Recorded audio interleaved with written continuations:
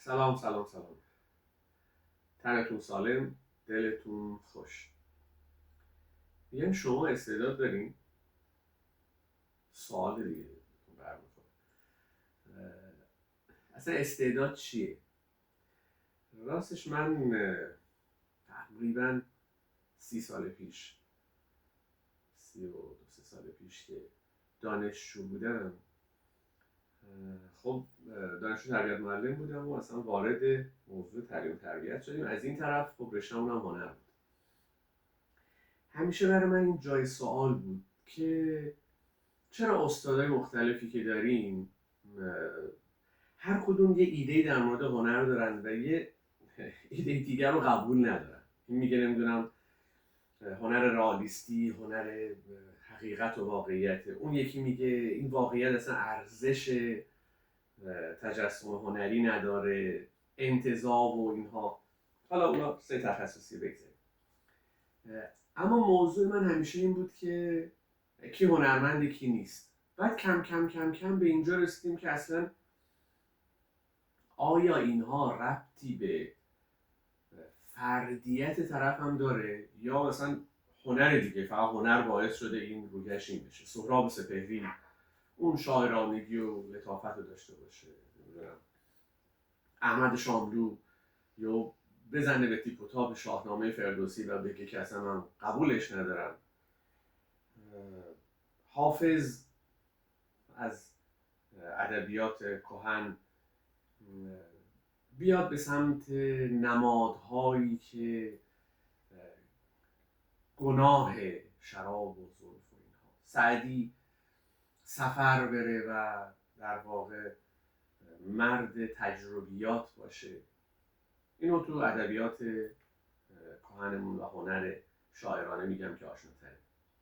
اینا به فردیت افراد ربط داره یا به هنر ربط داره؟ این فردیت تعریفش چیه؟ فرق من و اون چیه؟ یه موضوعی به عنوان استعداد توجه من جلب کرد و خیلی سراغش رفتم، خیلی پژوهش کردم. یه نکات جالبی پیدا کردم. اینکه بین هنر و هنرمند یک ربطی وجود داره. هنر خودش ابزار خوبیه برای اینکه ما این ربط ها رو پیدا کنیم. یعنی هر کسی تو کاشان باشه سهراب سپهری نمیشه. هر کی هم نمیدونم تو شیراز باشه حافظ نمیشه. پس چه اتفاقی میفته؟ ما از کجا باید متوجه بشیم؟ کم کم با یه چیزی آشنا شدم به عنوان روانشناسی هنر. مثلا معنای خطوط، خطها معنا دارن، روانشناسی دارن. رنگ ها، یادش بخیر اون زمان کتابی بود به نام روانشناسی رنگ ها، ماکس لوشر، هم دوره‌ای ما یادشون همین کتابه بود دیگه. یه رنگ ایتن بود که رنگ شناسی بود و یه روانشناسی رنگ ماکس لوشر که یه سری کارتایی داشت. میگفت اگه مثلا شما این رنگ‌ها رو کنار هم دیگه دوست داری، احتمالاً روحیت چجوریه. اگر به این رنگ گرایش داری، یه تاثیر رنگ‌ها. این که می‌بینی مثلا لباس جراح سبز، چرا لباسای بیمارستانی رنگ خاصی باید داشته باشن؟ من همون موقع برام سوال ایجاد شد که چرا مدارس ما دیواراشون، مدارس دوره خودم میگن، یا خاکستری بود کلا یا نصف خاکستری بود. آیا خاکستری کمک میکنه به شادابی کودک و نوجوان؟ فهمیدم خاکستری رنگ خنثی، رنگ افسردگیه. اون رنگ میکردن برای اینکه بچه‌ها با مداد وقتی دیوار خط خطی میکنن و معلوم نباشه. این ربط هایی که از دل فعالیت های هنری و بازخورد هنری به دست میده باعث شد کم کم من یک پژوهش طولانی مدت رو شروع کنم، تجربه کنم، یاد بگیرم، سوال کنم، همکاری که همچنان دارم انجام میدم. و فرصتی پیش اومد توی بعضی از شهرهای ایران به بهانه‌های مختلف این رو تست و آزمون کنم. مثلا تفسیر نقاشی کودک رو یاد بگیرم، هم در جنبه‌ای که روانشناسا بهش میپردازن و هم در جنبه‌ای که نمادین هست و ما در هنر بهش میپردازیم. بعد متوجه شدم که اگه بخوای اینا رو صرفاً از طریق تئوری بهش نگاه کنی دچار مشکل میشی. حالا من تو همین قضیه خاطره براتون بگم. حالا من در خدمت دوستانی بودم از مربیان کودک و در رابطه با تحلیل نقاشی کودک صحبت میکردیم. خیلی هم یادآوری کردم که خانوما بودن، گفتم خانوما شما لطفاً تحلیل رو خودتون داشته باشید اما به خانواده ها ارجاع ندیدین، یه دردسرای خاص خودشو داره. حالا یکی از این عزیزان خیلی توجه نکرد، شاید حالا از سر خیرخواهی. توی نقاشی کودک 2 تا خورشید بود و برگشت به مامانه گفت که ببینید در تفسیر نقاشی اینه که وقتی 2 تا خورشید هست یعنی اینکه این پدر احتمالاً خیانت میکنه.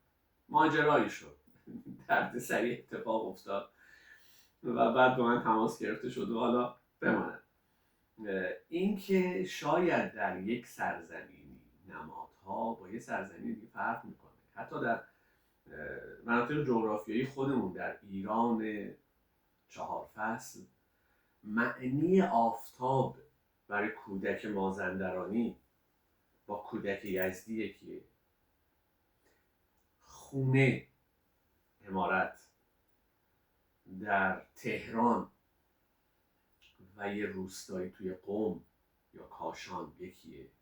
خب اینا تأثیر میذاره دیگه. اینا همش توجه من جلب کرد و متوجه شدم که ما تمامیت رفتار آدما تو هنر پیداه. یعنی شما حرف میزنی، اون ادبیاتت به هنر و ادبیات و شعر و داستان رفت، اون بیان احساس در حرف زدن به تئاتر رو این سمت رفت، حرکت بدن نیست که امروز بهش میگن زبان بدن یا بادی لنگویج، خیلی با کلاسش، به تئاتر و رقص ربط داره. ببینید وقتی بچه‌ای یه چیزایی رو میچینه، مثل یادش بخیر ما بچگی‌ها پشتی ترکمنی‌ها رو میچیدیم خونه درست میکردیم. این الان در تحلیل‌ها کمک میکنه. این به معماری ربط داره، به هوش فضایی ربط داره. واقعا من متخصص هوش و روانشناسی نیستم، من کنجکاوی هامو دارم میگم. بنابراین